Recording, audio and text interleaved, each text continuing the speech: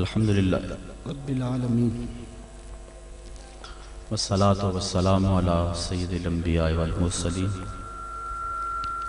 قال اللہ تعالی وتبارک فی القرآن المجید والفرقان الحمید بسم اللہ الرحمن الرحیم الم تر ان اللہ یسجد له من فی السماوات ومن فی الارض والشمس والقمر والنجوم والجبال والشجر والدواب وکثیر من الناس وکثیر حق علیہ العذاب ومن یہن اللہ فما له من مکرم ان اللہ یفعل ما یشاء صدق اللہ مولانا العظیم وصدق رسولہ النبی الکریم الرؤوف الرحیم اللہم نور قلوبنا بالقرآن وزین اخلاقنا بالقرآن وادخلنا الجنة بالقرآن ونجنا من النار بالقرآن قال اللہ تعالی وتبارک فی شان حبیبہ مخبرا وآمرا ان اللہ وملائکتہ یصلون علی النبی یا ایہا الذین آمنوا صلوا علیہ وسلموا تسلیما الصلاة والسلام علیکہ یا رسول اللہ وعلی آلک واصحابک یا محبوب رب العالمین الصلاة والسلام علیکہ یا رسول اللہ وعلی آلک واصحابک یا محبوب رب العالمین۔ تمام حمد و ثنا، تعریف و توصیف اللہ جل مجدہ الکریم کی ذات پاک کے لیے، جو خالق کائنات بھی ہے اور مالک شش جہات بھی۔ اللہ جل وعلا کی حمد و ثنا کے بعد حضور نبی اکرم، شفیع امم، رسول محتشم، نبی مکرم، اللہ کے پیارے، امت کے سہارے، رب کے محبوب، دانائے غیوب، مالک رقاب امم، فخر عرب و عجم، والی کون و مکان، سیاہ لا مکان، سید انس و جاں، سرور لالا رخاں، نیر تاباں، سرنشین مہوشاں، ماہ خوباں، شہنشاہ حسینہ، تتمہ دوراں، سرخیل زہرہ جمالاں، جلوائے صبح ازل، نور ذات لم یزل، باعث تکوین عالم، فخر آدم و بنی آدم، نیر بطحا، رازدار ما اوہا، شاہد ما طغا، صاحب علم نشرہ، معصوم آمنہ احمد مجتبیٰ، حضرت محمد مصطفیٰ صلی اللہ علیہ وسلم کے حضور ناز میں اپنی محبتوں کا نیاز پیش کرنے کے بعد، واجب الاحترام برادران اسلام، خواتین و حضرات، السلام علیکم ورحمۃ اللہ وبرکاتہ۔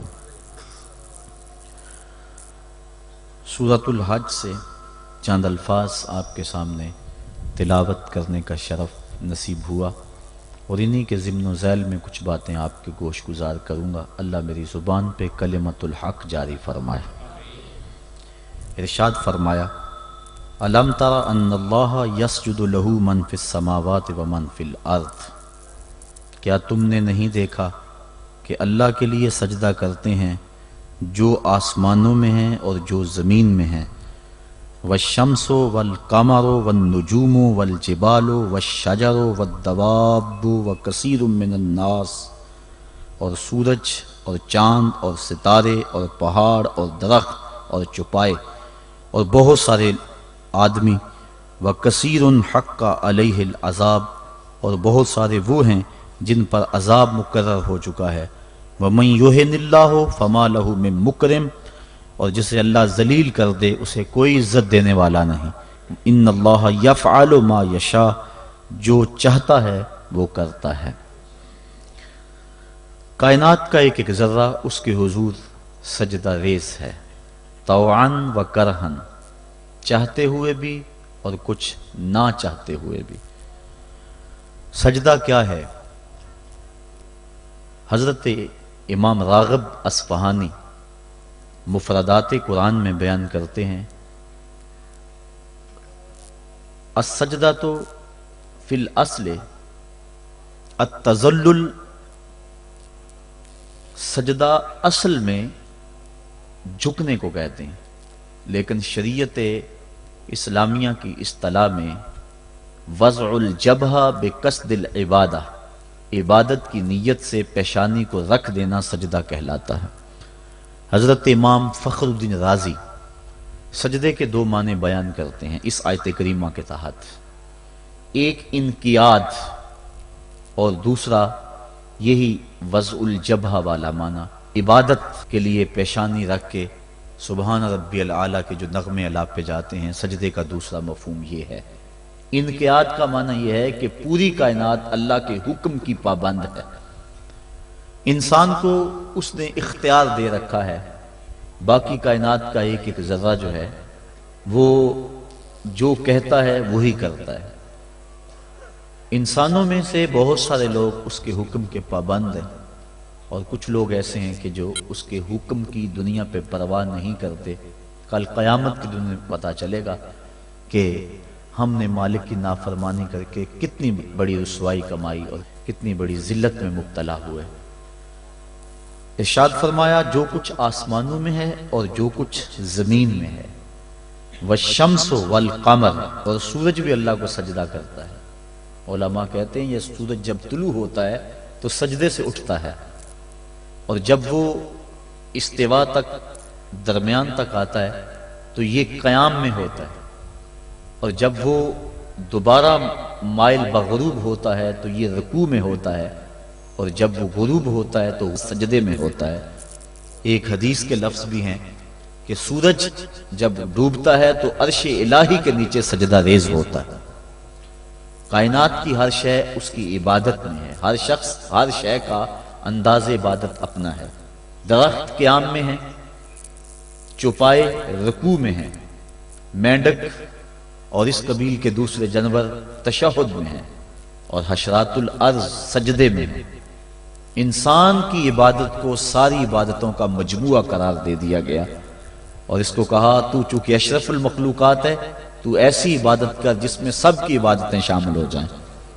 درختوں کی طرح تیری عبادت میں قیام بھی ہو، چوپایوں کی طرح تیری عبادت میں رکوع بھی ہو، اور مینڈکوں کی طرح تیری عبادت میں تشہد بھی ہو، اور حشرات الارض کی طرح تیری عبادت کے اندر سجدے بھی ہوں۔ سجدہ انتہائی ذلت ہے، اس سے بڑھ کر ذلت دنیا کے اندر نہیں ہو سکتی۔ عالم رنگ و بو میں سب سے بڑی ذلت سجدے میں ہے۔ انسان کے اشرف اعضاء سر میں ہیں، دیکھنے کی قوت آنکھیں سر میں، بولنے کی قوت زبان سر میں، سننے کی قوت کان سر میں، سونگھنے کی قوت ناک سر میں، سوچنے کی قوت دماغ سر میں، اور یہ سر مالک کی چوکھٹ پہ دھرا ہوا ہے۔ پیشانی بھی رگڑی جا رہی ہے اور ناک بھی رگڑا جا رہا ہے، اور زبان سے کیا کہہ رہا ہے؟ سبحان ربی العالی، مولا دیکھ مجھ سے بڑے ذلت میں کے درجے میں کوئی نہیں ہے اور تجھ سے اعلیٰ کوئی نہیں ہے۔ اپنے عجز کا اعلان کر رہا ہے اور مالک کی الوہیت کا اعلان کر رہا ہے، لیکن جب سجدے سے سر اٹھایا پھر کہا اللہ اکبر۔ اس کا معنی اللہ سب سے بڑا ہے، یعنی سجدے میں پہنچ کر انتہائی ذلت امیز عبادت میں مبتلا ہو کر کہیں دل کے کسی گوشے میں یہ خیال نہ بیٹھ جائے کہ میں نے اس کی عبادت کا حق ادا کر دیا۔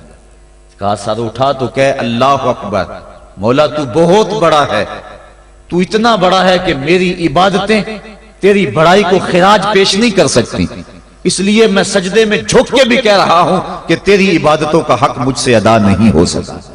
تو اتنا بالا ہے، اتنا بڑا ہے، اتنا عظیم المرتبت ہے کہ تیری عبادت کا حق ادا نہیں ہو سکتا۔ مصطفیٰ جان رحمت اللہ کی عبادت اتنی کثرت سے کی کہ حتیٰ تتورم قدماہ، یہاں تک کہ حضور کے دونوں پاؤں پہ سوجن آ جاتی، اور اللہ خود فرما رہا ہے محبوب ساری رات جاگا نہ کر، کبھی سو بھی تو لیا کر، لیکن اس کے باوجود کہتے ہیں ما عبدناک حق عبادتک، اے اللہ تیری عبادت کا جو حق تھا تیرے بندے سے ادا ہی نہیں ہو سکا۔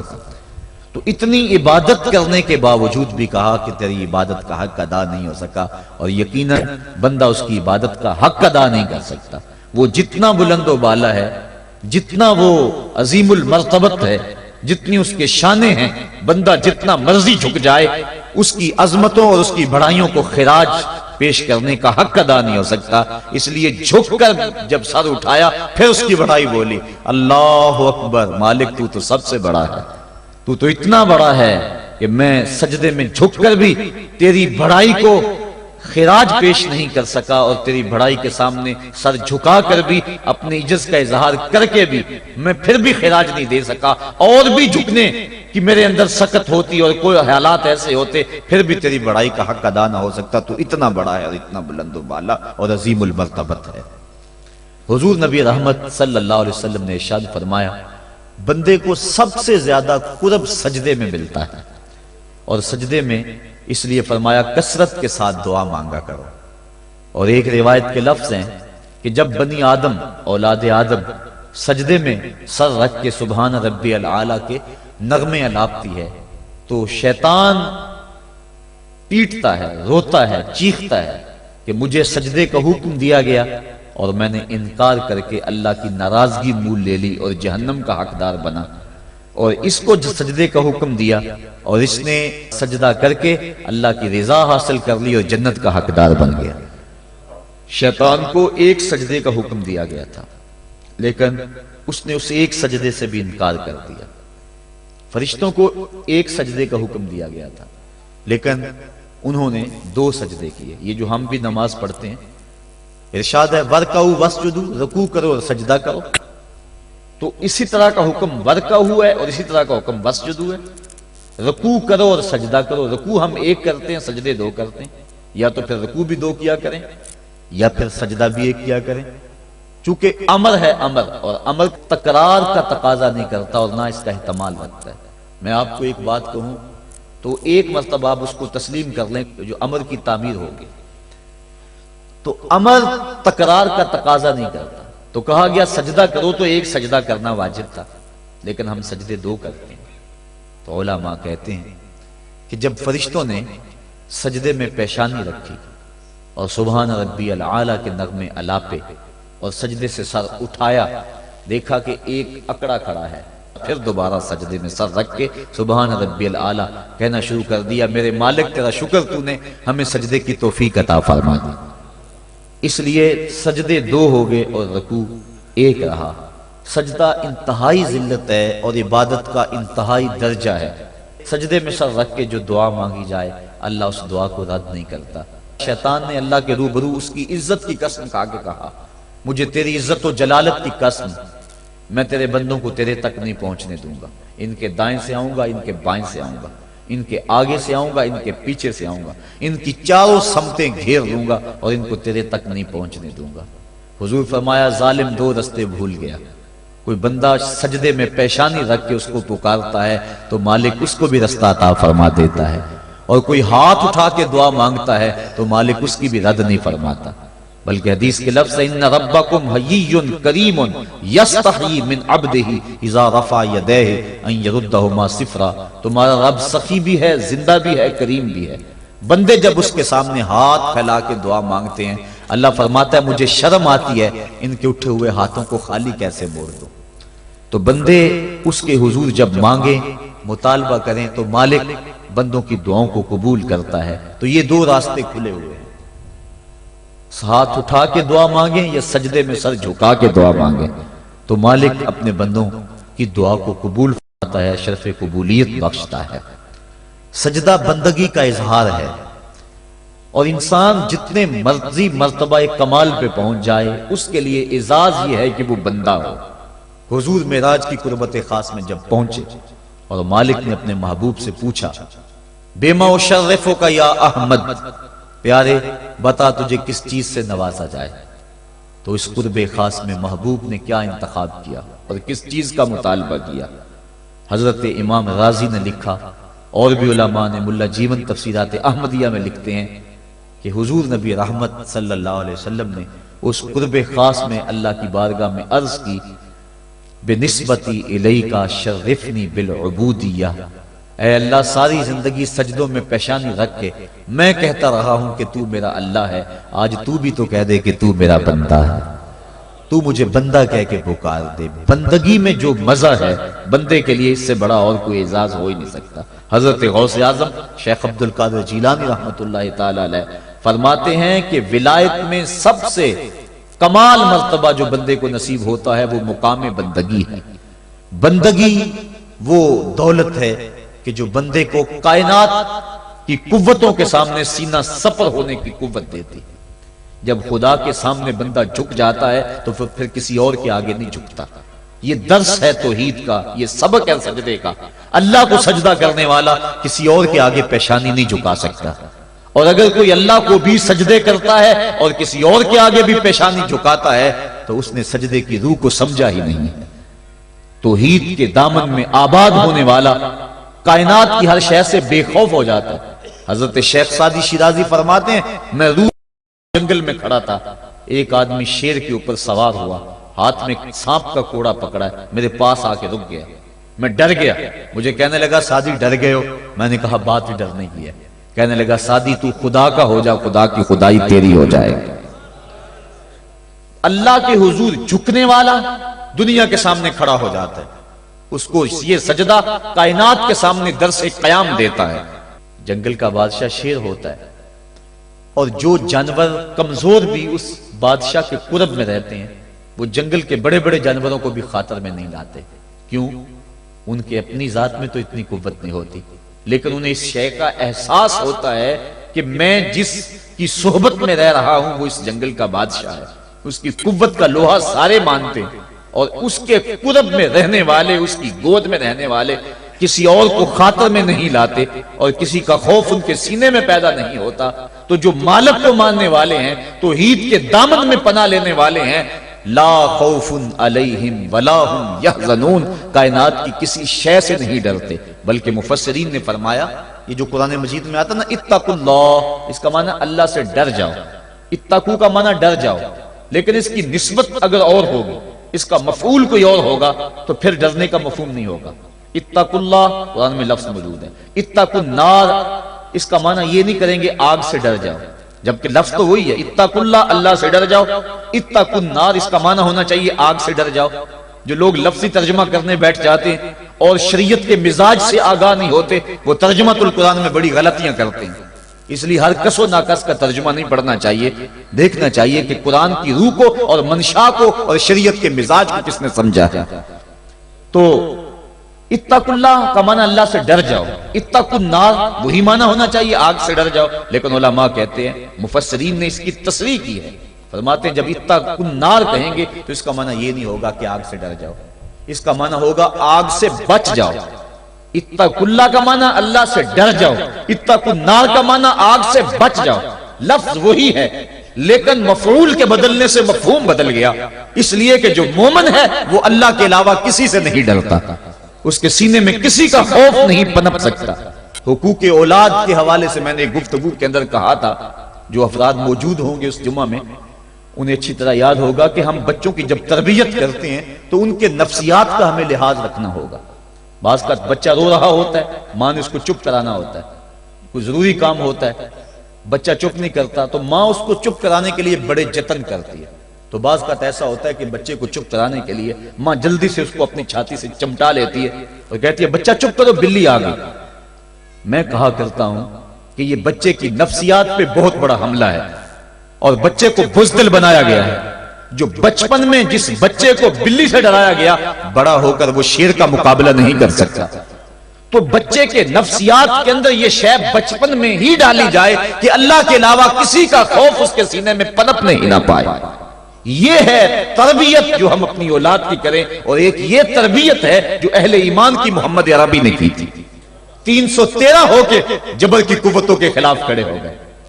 جب عمیر نے جا کے رپورٹ دی نا ابو جہل کو کہ وہ تو 3 اونٹ کھا سکیں گے، اور 300 سے کچھ کم اور کچھ زیادہ ان کی تعداد ہے، اس سے زیادہ نہیں ہے، میں خوب وادیاں دیکھ آیا ہوں، میں خوب ٹیلے دیکھ آیا ہوں. تو ابو جہل نے سنادید قریش کو بلا کر کہا عمیر کی رپورٹ سنو کتنی حوصلہ افزا ہے، صبح لڑائی کی نوبت نہیں آئے گی، صبح تو رسیاں کٹھی کرو اور جکڑ جکڑ کے مسلمانوں کو اونٹوں کی پشتوں پہ باندھ لیں گے اور پھر سین حرم میں جا کے کعبۃ اللہ کی دیواروں کے ساتھ باندھ دیں گے، لوگوں کو تماشا دکھایا کریں گے کہ یہ نیا دین لے کر آئے تھے اور یہ ان کا کیا حال ہے. جب اس نے رعونت بھرے اپنی زبان سے یہ جملے نکالے تو عمیر جو سارا منظر اپنی آنکھوں سے دیکھ کر آیا تھا، ابن حشام میں لفظ موجود ہیں، اس نے کہا وَلَٰكِنْ رَأَيْتُ یا معشر قریش البلایا تحمل المنایا، اے قریش کے سرداروں اتنے بھی تکبر میں نہ آؤ، میں اپنی ان آنکھوں سے دیکھ کر آیا ہوں کہ یثرب کی اونٹنیاں اپنی پشتوں پہ نری موتیں اٹھا کے لے آئی ہیں، ان کے بدن پہ چیتھڑے ہیں، ان کے پیٹ کمر سے لگے ہوئے ہیں، لیکن وہ زخمی سانپوں کی طرح پیچ و تاب کھا رہے ہیں۔ کل ان میں سے کوئی نہیں مرے گا جب تک تم میں سے ایک ایک کو لڑ نہیں جاتا۔ تم تو یہ کہتے ہو رسیاں کٹھی کرو، میرا مشورہ مانتے ہو تو رات کے اندھیرے میں بھاگ سکتے ہو تو بھاگ جاؤ۔ اس قوم سے لڑنا تمہارے بس کا روگ نہیں ہے جو مرنے کے لیے آئی ہے۔ اتنی بڑی قوت کو دیکھ کر ان کے سینے میں خوف پیدا نہیں ہوا، بلکہ آپ جانتے ہیں بدر کی تاریخ گواہ ہے کہ 2 گھوڑے تھے، ایک روایت میں صرف ایک گھوڑا تھا، 6 زرہیں تھیں، 8 تلواریں تھیں، 70 اونٹ تھے، اور جن کے پاس تلواریں نہیں تھیں انہوں نے کھجوروں کے ڈنڈے توڑ لیے اور ہواؤں میں لہرانے شروع کر دیے۔ جب یہ ملکوتی قافلہ مدینے سے باہر نکل رہا تھا، دکانوں پہ یہودی عیسائی بیٹھے تھے۔ انہوں نے کہا مسلمانوں کس بل بوتے پہ جا رہے ہو، کس برتے پہ جا رہے ہو، کون سا آسرا ہے تمہارا، آلات حرب و ضرب تو تمہارے پاس موجود نہیں، اتنی بڑی قوت سے ٹکرانے جا رہے ہو جو کیل کانٹے سے اور اسلحے سے آلات حرب و ضرب سے لیس ہو کے آئی ہے، تم مقابلہ کیسے کر پاؤ گے، کس بل بوتے پہ جا رہے ہو۔ حضور کملی اوڑے ساتھ ساتھ چل رہے تھے، صحابہ نے اشارہ کر کے کہا نہ تیغو تیر پر تکیا، نہ خنجر پر نہ بالے پر، بھروسہ ہے تو اس سادی سی کالی کملی والے پر۔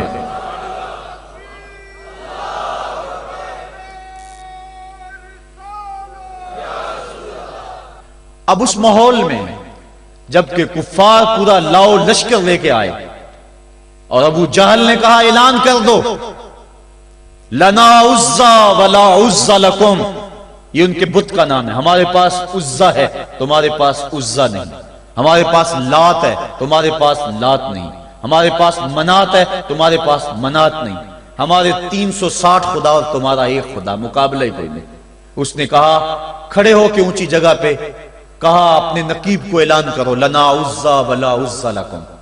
حضور کے کانوں میں آواز پڑی، فرمایا علی تم بھی اونچے ٹیلے پہ کھڑے ہو جاؤ اور تم ان کو جواب میں کہو اللہ مولانا ولا مولا لکم، اللہ ہمارا مولا ہے تمہارا مولا کوئی نہیں ہے۔ اور پھر حضور نے سجدے میں سر رکھ دیا۔ سجدہ اتنی بڑی قوت ہے، ہزاروں ایٹم بمبوں کے اندر وہ قوت نہیں ہے جو سجدے کے اندر طاقت رکھ دی۔ آج دنیا سے ہم ڈر رہے ہیں اس لیے کہ ہمارے سجدے چھن گئے ہیں، ہمارے سجدوں کی آبرو چھن گئی ہے، ہمارے سجدوں میں وہ حرارت اور گرمی نہیں رہی، وہ رقت اور وہ نرمی نہیں رہی۔ بدر کا میدان ہے، 1000 کا لشکر جرار مقابلے میں ہے اور وہ پورے لاؤ لشکر کے ساتھ ناز و تفاخر کے اندر مسلمانوں کو ملیا میٹ کر دینے کے جذبوں سے دانت پیس رہے ہیں کہ آج مسلمانوں کو کچا چبا دیں گے۔ مسلمانوں کے ساتھ پاس صرف 8 تلواریں اور ان کے بطن میں کھانے کے لیے کچھ نہیں۔ جس کھجور کو چوس کے روزہ رکھتے ہیں اسی کھجور کو چوس کے روزہ افطار کرتے ہیں۔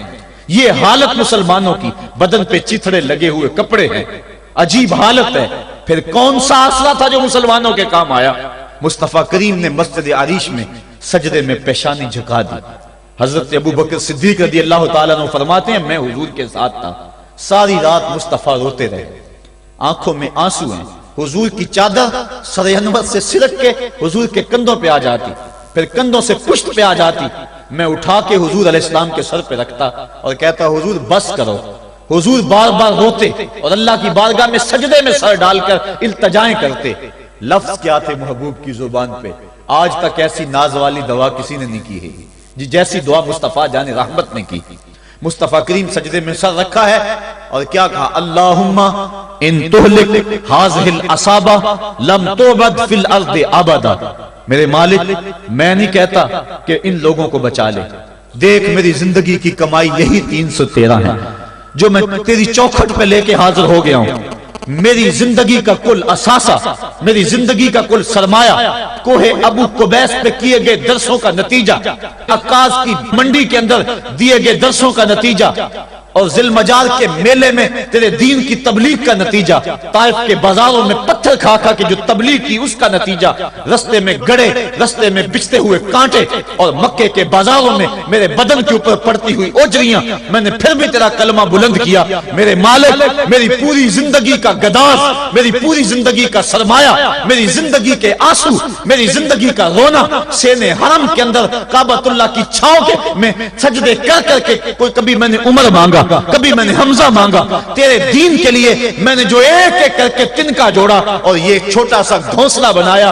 یہ گھونسلہ اب بجلیوں کی زد میں ہے، کفار کی بجلیاں اس گھونسلے کو جلا دینا چاہتی ہیں۔ میرے مالک، میں یہ نہیں کہتا کہ میرا یہ گھونسلہ اور میری یہ مٹھی بھر جماعت اور یہ چند میرے لوگ اور یہ میرا سرمایہ اور اثاثہ، میری پوری زندگی کی کمائی، میری جوانی کا سرمایہ جو میں نے تیرے سامنے لا کے رکھ دیا ہے، میں یہ نہیں کہتا ان کو بچا لے، لیکن میرے مالک اگر یہ نہ رہے تو قیامت تک پھر تجھے بھی خدا کوئی نہیں کہے گا۔ ان تہلک هذه العصابہ لم توبد فی الارض ابدا، اگر یہ نہ رہے تو قیامت تک تیرے نام کے ڈنکے بجانے والے بھی دنیا پہ نہیں ہوں گے۔ یہ حضور نے اللہ کی بارگاہ میں دعا کی اور سجدے میں سر رکھا ہے۔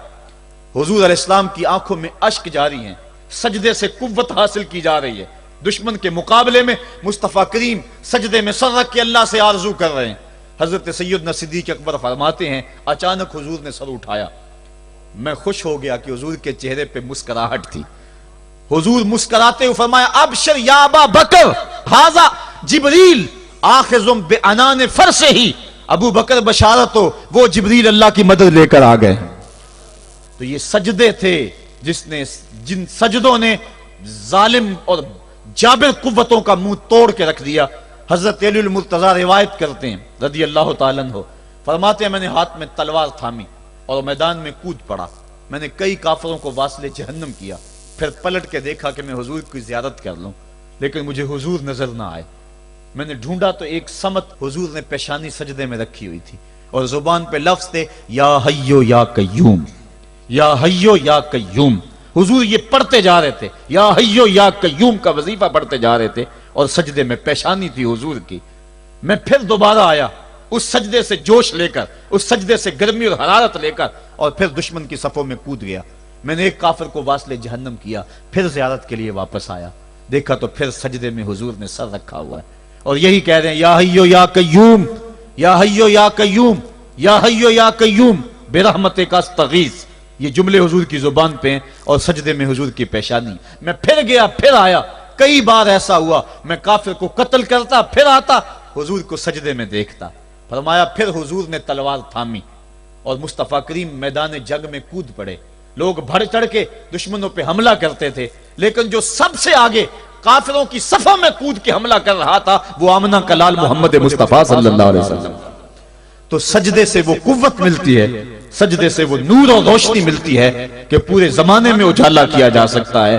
آج 56-57 اسلامی ملک دنیا کے سامنے رسوا ہو رہے ہیں اور دنیا کے سامنے سجدہ ریز ہیں، اس لیے کہ وہ ایک خدا کے سامنے سجدہ کرنا بھول گئے ہیں۔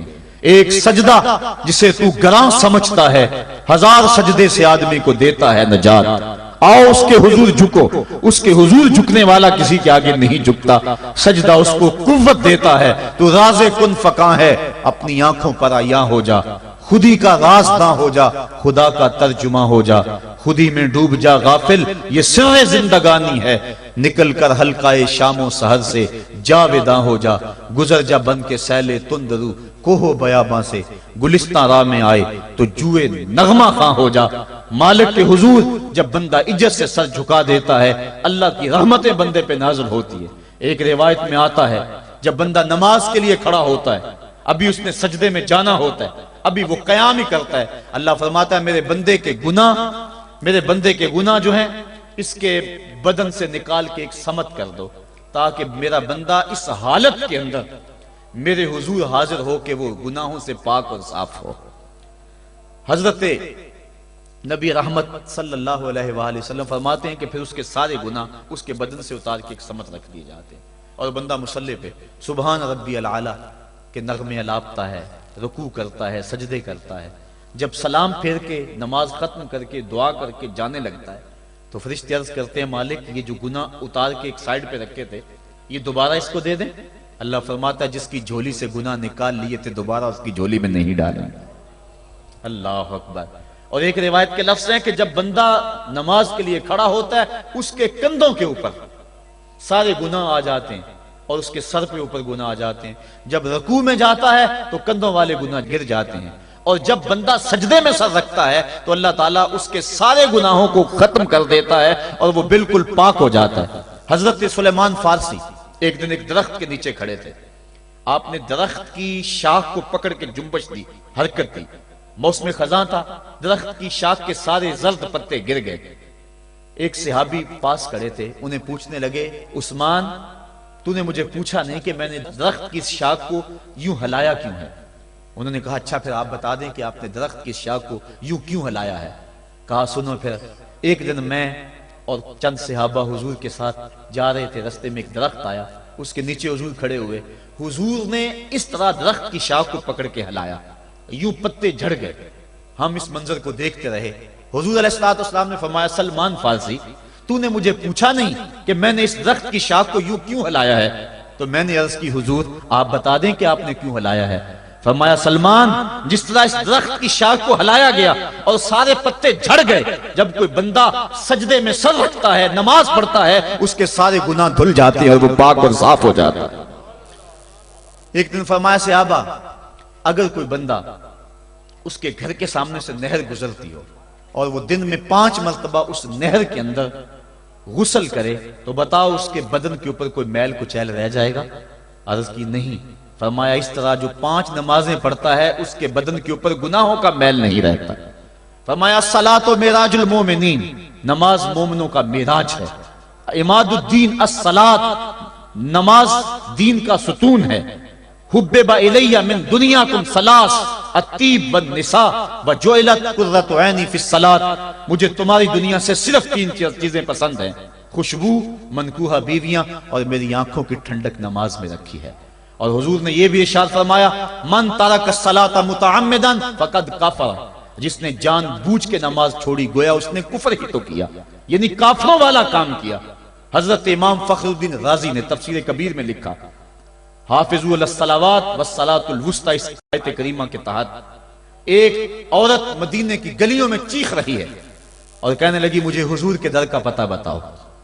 حضور کی چوکھٹ کا پتہ بتلایا گیا، وہ حاضر ہوئی، آقا کریم صلی اللہ علیہ وسلم کی خدمت میں عرض کی حضور میرا خامد سفر پہ گیا ہوا تھا اور میں نے اس کی عدم موجودگی کے اندر زنا کر لیا، حمل ٹھہر گیا اور جو بچہ پیدا ہوا میں نے مارے شرم کے اس بچے کو سرکے کے مرتبان میں ڈال دیا اور پھر اسی سرکے سے میں لوگوں کو فروخت کرتی رہی ہوں۔